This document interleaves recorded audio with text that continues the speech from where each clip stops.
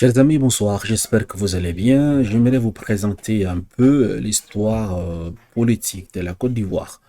Pour ceux qui ignorent encore ce qui s'est réellement passé. Parce que on nous présente dans les télévisions, sur les chaînes nationales contrôlées par le gouvernement venant. Et la vidéo que je vais vous partager avec vous, vous allez découvrir en même temps l'histoire politique de la Côte d'Ivoire, la vraie histoire, mais également d'où est partie l'erreur de l'actuel président, M. Alassane Ouattara. Ce monsieur que je vais vous présenter, c'est un génie en fait. C'est une simple personne dans la rue.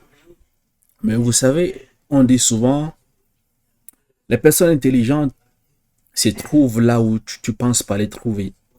Suivez attentivement ce monsieur. C'est une vidéo qui va durer entre 3 à 4 minutes. Je vous prie vraiment de le suivre jusqu'à la fin. Les Baïta gros, c'est autre. Mais parmi eux tout ça, si son nom est sorti, Babo, son Akrabo Nyangwe l'a combattu, les Kourouma l'ont combattu, les non-fils même n'ont jamais au Il faut être obligé d'aller faire alliance avec les Sénéco. Il y a un pacte entre les Sénéco avec les Baoulés jusqu'à aujourd'hui. Vous allez voir Peroforo Gonkoulibaly, le papa de l'arrière-grand-père de Amadou Gonkoulibaly. Il avait signé un pacte avec lui.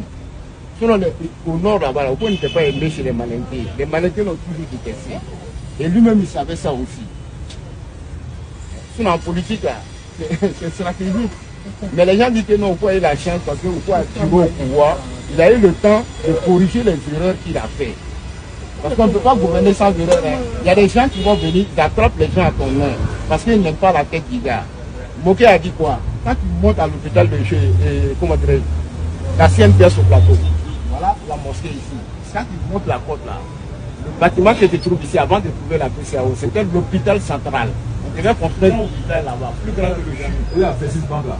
Moké était ministre de la Santé. Moké dit aucun Ivoirien ne va arriver 5 francs pour qu'on construise ce bâtiment là. Parce que les Ivoiriens ont déjà cotisé depuis 25 ans. Le PDCI, c'était forcé. Voilà pourquoi l'Ivoirien a pris comme parabole, tu ne payes pas mon PDCI. Parce que c'était plus important que la carte d'identité. On ne demandait pas d'identité à l'homme. On demandait ta carte de PDCI. Même on attendait les femmes sur la route du marché. On arrache le panier de condiments, on dépose ça à la délégation, à la mairie. Tu paies la carte d'abord, avant qu'on donne les condiments de la femme. C'était comme ça. Donc Moké dit, cet argent, ça fait 25 ans que les Ivoiriens ont cotisé. C'est l'argent là-bas qu'on construit l'hôpital central. Pendant 25 ans. Donc pour les Ivoiriens d'antan, payer le PDCI, c'est quelque chose, c'est pas, on ressentait le patriotisme en fait, parce qu'on savait que cet argent allait servir à quelque chose. Pendant 25 ans, les Ivoiriens ont cotisé. Qu'est-ce qui s'est passé par la suite? Suivons un peu. Et que lui, il a des vérités à dire. Ces vérités-là, au Congrès, on va se dire les vérités. Le Congrès s'ouvrait aujourd'hui matin. À 9h, ils sont venus annoncer la mort de Jean-Baptiste Moké sur la route de Gassam. Il y a une bâchée qui est rentrée dans la voiture. Est-ce une coïncidence? Il devrait venir annoncer quelque chose au Congrès. Avant donc le début du Congrès, là, il est mort. Est-ce un destin ou bien quelqu'un était derrière cette chose? Continuons. Jean-Baptiste Moké, là, le portail, tout ça. Ils sont vraiment ça. Pourquoi ils savaient plus ça venait? Parce que Moké avait menacé Yassé. C'est lui-même sa bâchée qui ravissait le lycée garçon du bassin. Tu menaces une personne, supposons la semaine dernière, et quelques jours après, la personne meurt. Ah, tu dois être le suspect, non? En viande, la bâchée là l'appartenait. C'est cette bâchée là qui allait promener sa voiture. Il venait au Congrès pour annuler le Congrès. Et il a modifié l'ordre du jour. Quand ils ont fait le Congrès, il a fait que ce n'est pas le secrétaire général du PDC en cas de vacances de pouvoir qui devient président de la République. C'est le président de l'Assemblée nationale. C'est là qu'il va instaurer l'article 11. Didier n'était pas là. Il a fait rentrer Didier. Didier allait se présenter à Taoufou. Pour prendre la députation à Taoufou. D'abord, il est venu de la députation, il est venu à l'Assemblée, il a été nommé président de l'Assemblée nationale. Donc il était le dauphin constitutionnel. En cas de vacances de pouvoir, c'est Didier qui était président de l'Assemblée. Après, on dit à l'Assemblée, un coup d'état constitutionnel quand il faut est mort. Vous avez suivi, non? Parce que c'est Yassé qui allait, ils sont allés dire à Didier, quand Ouattara a dit, il dissout le gouvernement, parce qu'au fond est mort. Mais il se met à la disposition. Bédié est venu en même temps à la télévision avec les gendarmes. Les gendarmes étaient derrière Bédié. Bédié lui demandait aux Ivoiriens de se mettre à sa disposition vers le nouveau président de la République. C'est là le bras de faire la Koumassien. Parce qu'il y a ça en poussé Ouattara de faire de tenir tête à Bédié. Où les parents n'avaient pas. Alors maintenant, Ouattara est parti au nord, maintenant pour aller voler à nos frères du nord. Pour dire, les mois ne veulent pas que nous avons le pouvoir, parce que nous là, on est musulmans. Et c'est comme ça. Ouais, la manipulation qu'a fait Alassane Ouattara. Il est parti au nord pour manipuler les gens, les dire quoi? Et les autres ne veulent pas que nous soyons au pouvoir. Le Communal va créer le RDR. Avec les besoins conflits, les Yassine Saransoro vont créer le RDR. Yassine va les conseiller de prendre Ouattara. Parce que Ouattara a été poursuivi par Koulibaly. Si vous le prenez là, vous aurez le nord. Denis Communal a dit quoi? Je vais rendre le PDCI en Vertige au nord. Je vais faire disparaître le PDCI au nord. C'est Denis Communal qui a dit cette phrase-là. Et c'est comme ça qu'ils vont emmener Ouattara. Ils vont le nommer président du RDR. Et lui aussi, il va rentrer dans le CIA pour dire que c'est parce que je suis tout là, je suis musulman qu'on ne veut pas que je sois président. Les nordistes, ils en pensent ça. Alors que c'était un faux combat. Il y a longtemps même là, il y a eu deux pouvoirs là. Il y a longtemps. On l'a dit à 15 heures.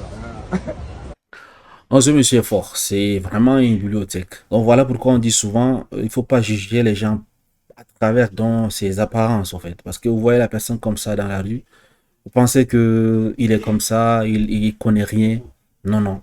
Il y a des moments, la vie ne sourit pas à tout le monde.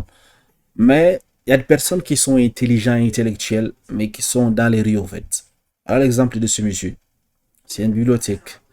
Et ces genres d'informations, vous ne trouverez nulle part. Les vraies informations comme ça, vous ne pouvez pas trouver ça sur les télévisions nationales, les télévisions officielles. Ben non, parce que ces télévisions sont subventionnées par le gouvernement. Et ce gouvernement ne peut pas accepter que de telles vérités sortent, en fait. Je me dis même que ce monsieur peut être en danger, en fait. Parce que si jamais il fait la une et que tout le monde partage ses vidéos, tout le monde regarde en fait la vraie histoire, la manipulation de Alassane Ouattara, tout ce qui s'est passé, il risque de disparaître comme ça du jour au lendemain. Comme ça, c'est pour dissuader d'autres personnes s'ils ont encore certaines vérités à partager. Vous savez que les élections, c'est dans bientôt. Et probablement en octobre prochain. Donc, vous voyez, il y a des arrestations, il y a ce qu'on appelle, il y a des campagnes, il y a les ralliements dans les rangs, n'est-ce pas, du parti au pouvoir, il y a des dissolutions, il y a des arrestations. Donc, du coup, il faut faire un peu, c'est pas des recherches sur M. Tidjane Thiam. Vous essayez de voir parce que, selon certaines informations qu'on a reçues, il ne serait pas là pour lutter effectivement pour la cause ivoirienne. Il serait là pour essayer, n'est-ce pas, de rallier au parti au pouvoir afin de garantir une place dans le futur gouvernement si jamais Alassane Ouattara est élu également au 4e mandat, en fait. Voilà, en fait, son plan selon certaines sources. Donc pour lui, il ne veut pas aller aux élections pour gagner Alassane Ouattara, mais plutôt pour trouver une place dans son gouvernement. Vous voyez, genre Premier ministre ou président de l'Assemblée nationale ou un autre poste qui serait, c'est pas un poste important. Donc faites attention à qui est-ce que vous allez donner votre voix lors des élections et également pour ne pas être trompé comme dans les fois passées. Chers amis, dites-moi qu'en pensez-vous de ce monsieur impressionnant avec, n'est-ce pas, ses analyses. Est-ce que vous connaissiez auparavant des vraies histoires comme ça? Parce qu'on vous raconte sur les chaînes de télévision. La vraie histoire, ce qui s'est passé réellement, qu'on me raconte ce monsieur-là. Qu'en pensez-vous? Dites-moi. J'aimerais bien vous suivre.